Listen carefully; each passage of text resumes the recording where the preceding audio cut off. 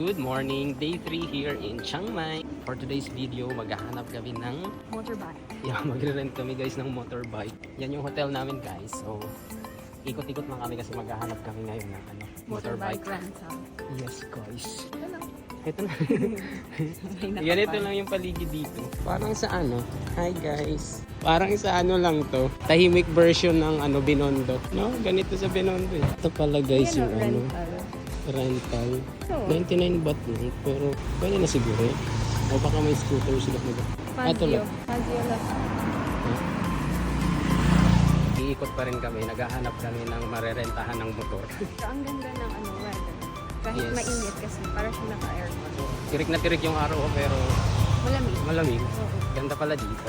Today is January guys, so maganda bumisita pala sa Chiang Mai kapag sa Thailand. Sa Bangkok din ata, no? January. Parang sa no? Wala rin tao din sa Thailand, pinaghan natin.